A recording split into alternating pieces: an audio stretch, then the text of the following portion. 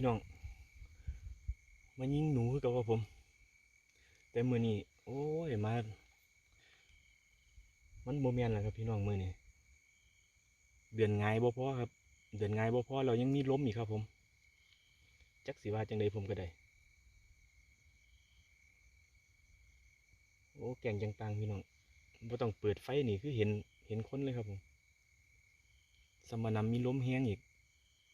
ผมยามหลายรอบแล้วพี่น้องบ่เห็นหนูจักตัวครับ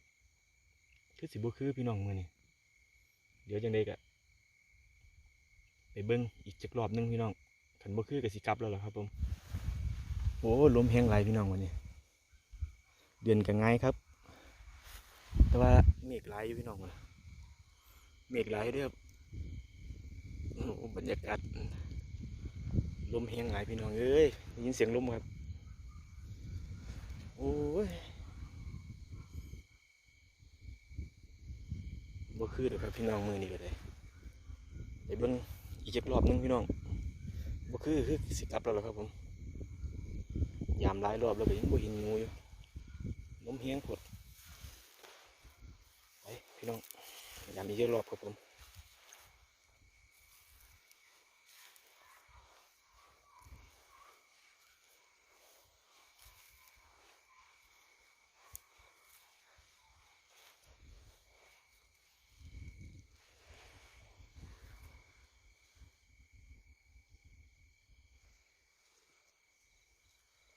บ่มีหยังพี่น้องกองนี่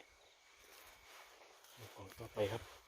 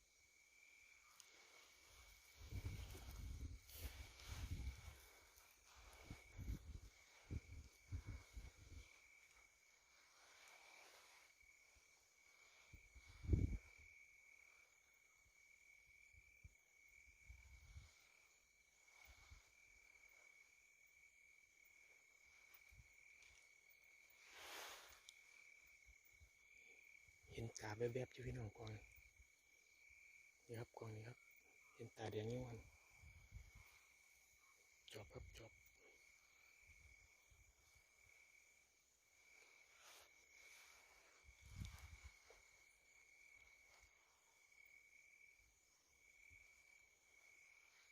กำลังกินเขาพี่น้องกำลังกินเขา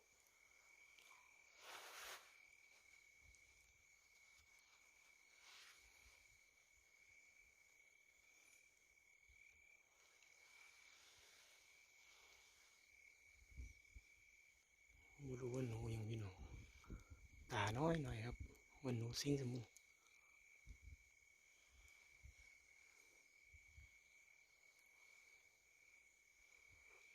สิ่งยิ่งดีป่ะพี่น้องก็ตัวน้อยก็ตาน้อยแท้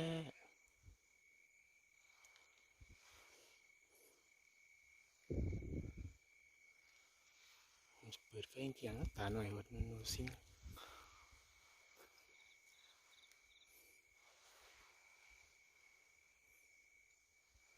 หนูซิ่งอีเดียวผมหนูน้อยๆ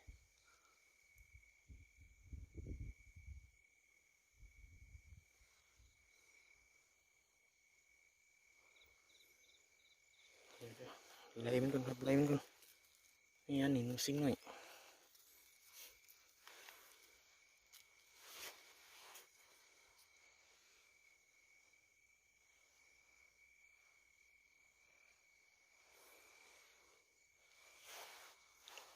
ผมมีนิ่งหนูซิ่งพี่น้องเลยมีปองต่อไปครับผม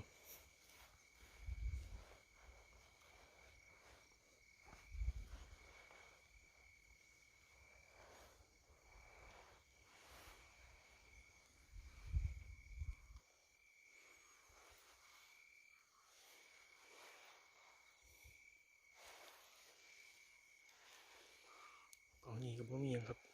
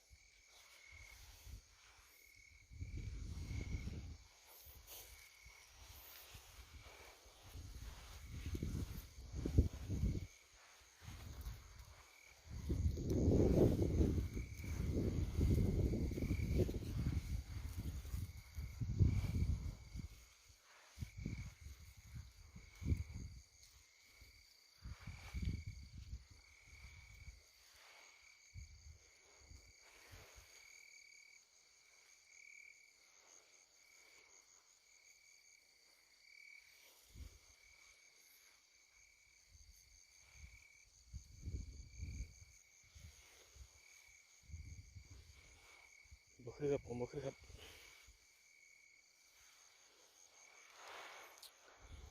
โอ้ยอยากหัวเด้อพี่น้อง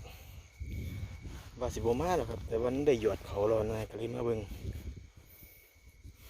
เพราะว่าหนูซิงตัวเดียวพี่น้องหนูซิงน้อยตัวเดียวครับบ่คือครับผมบ่คือครับกลับแล้วพี่น้องบัดนี้ครับพี่น้องผมโอ้ยบ่คือเด้อพี่น้องมื้อนี้จักสิว่าจังไดเนาะครับเนาะก็ก่อนมาหยอดเขาก็เห็นอยู่ครับผมว่ามีลมแต่ก็คิดว่าตกแรงมามืดมาสิบ่มีลมมากครับก็เลยหยอดไปโอ้ยบ่มานพี่น้องบ่มานครับลมแห้งเดือดจังไง